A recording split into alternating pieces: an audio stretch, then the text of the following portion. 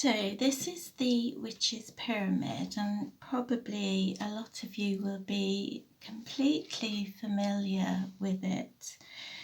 And I'm taking some of the work here from Mastering Witchcraft by Paul Hewson. It's a fantastic book, quite a foundational work really. So he has a little section on the Witch's Pyramid, and he begins by saying, the acquisition of a witch's basic power is rooted in the observance of 4 simple rules, sometimes known as the Witch's Pyramid. These are the 4 cornerstones of magic from which the whole mysterious edifice of witchcraft rises. So that's a lovely introduction. So the reason I want to go through this is because I've got a couple of things that I want to be doing shortly, where I'm going to be probably referring back to the Witch's Pyramid. So I thought it'd be a good idea to just go through it. So it traditionally, as I show here, the 4 sides of the pyramid are used so that you've got each point here depicted. My drawing is awful. If you know me well, you know I don't draw. But I hope you can see what I mean, so that really traditionally we are looking at each side of the pyramid as being one of these: to know, to will, to dare, to be silent. But the reason I have depicted it just as a flat triangle is because it's just easier, and I think it shows up a little bit better. So beginning with to know, and that is where we begin. We need to know exactly what we're doing. We need to know why we're doing it. And I think one of the first questions to ask is, what do I want? What do I want to achieve? And sometimes that's not as simple as it might at first appear. So to really brainstorm, to really know what we are doing. It also means divination will come into this as well before doing spell work. We need to know, do we have all the facts? Do we have enough information to proceed? That can mean, do we have enough information about how we're going to proceed? And do we have enough information about the situation that as it appears in the mundane world? Or are there things that we don't know? There usually are. So we have to look at every aspect of the spell work that we're going to do. We need to know what we're doing, we need to know how we're doing it, we need to know why we're doing it, we need to know whether there may be some repercussions. All of these things come into this base layer here of to know. And also coming into this category is the idea of being very specific about what we're doing, what we're trying to achieve, and that includes the wording that we use. So about being certain, about being specific, and about knowing how we're going to achieve our purpose. So then we come on to will.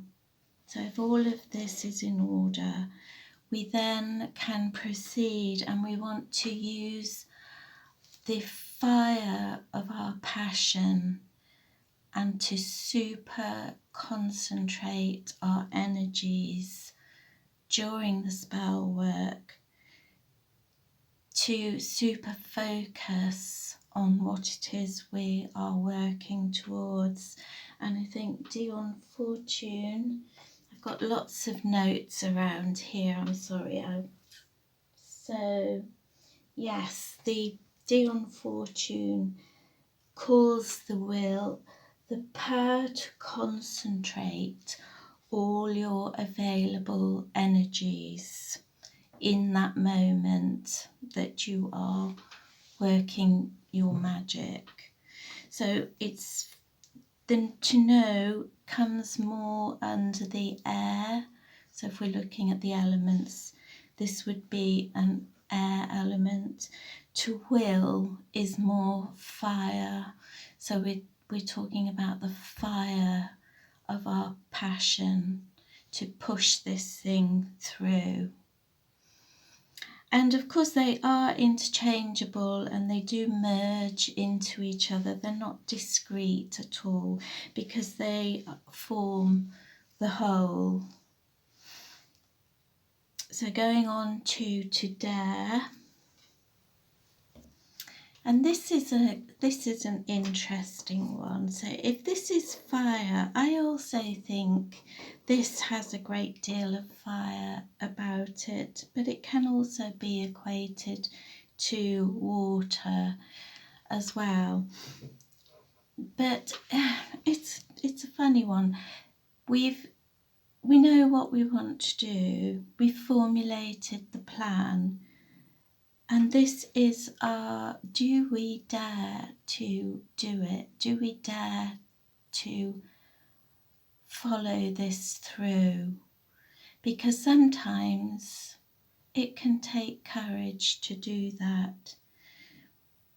And we are doing something that's out of the mainstream, out of the ordinary, really. Do we dare to take that step? Do we dare to perhaps learn something?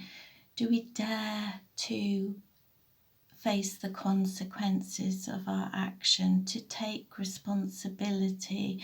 Because when we do spell work and we do magic, we must take full responsibility for our actions.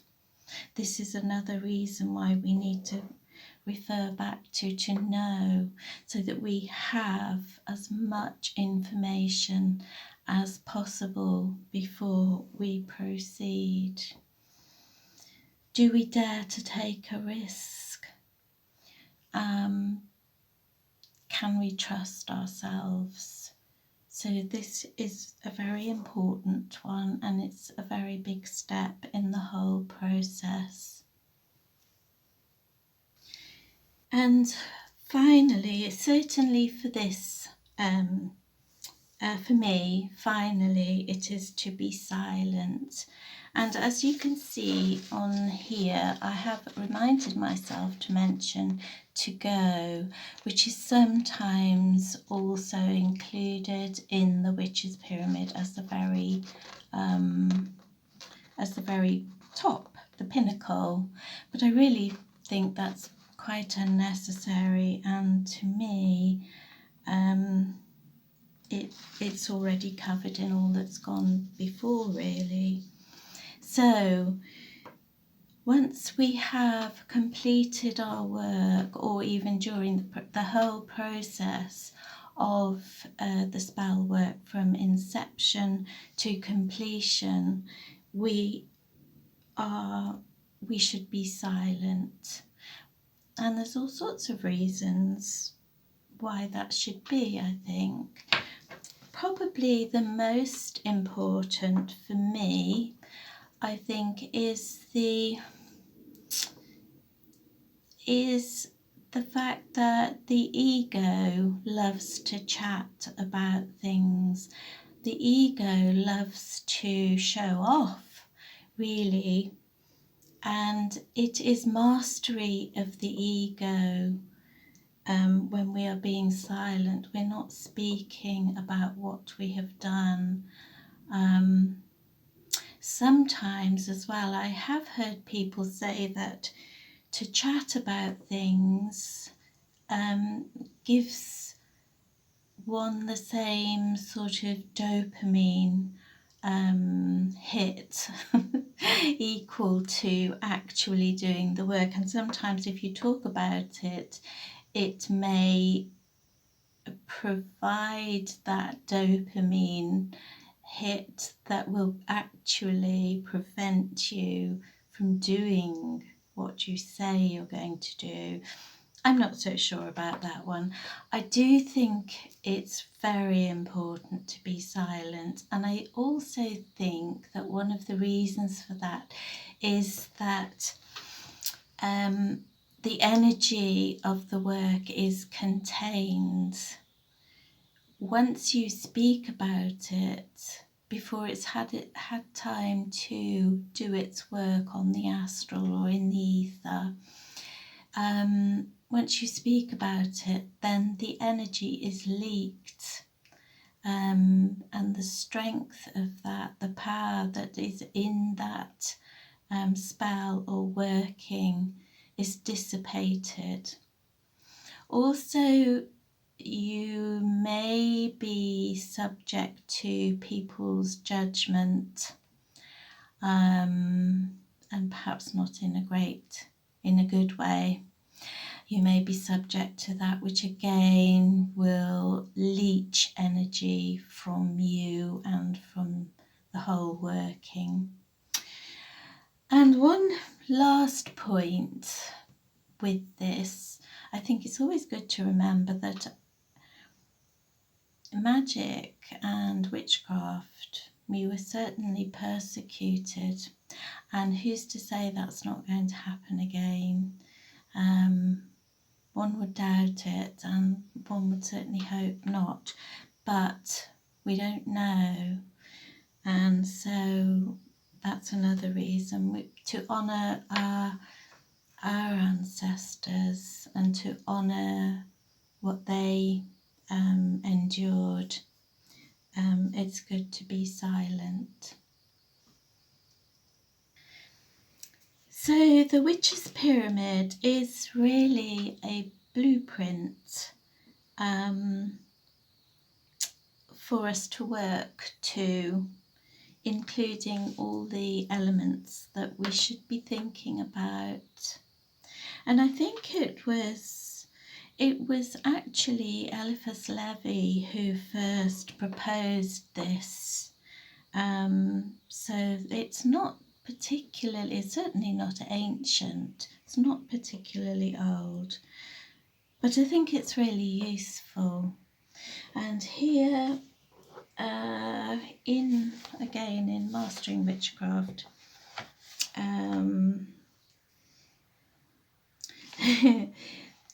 Paul Hewson says the 4 cornerstones of the Witch's Pyramid are a virulent imagination, a will of fire, rock-hard faith, and a flair for secrecy. And I think that's lovely. Oh, and there was something else I meant to mention in the to be silent, is to be silent in your own mind about the work that you have done as much as possible.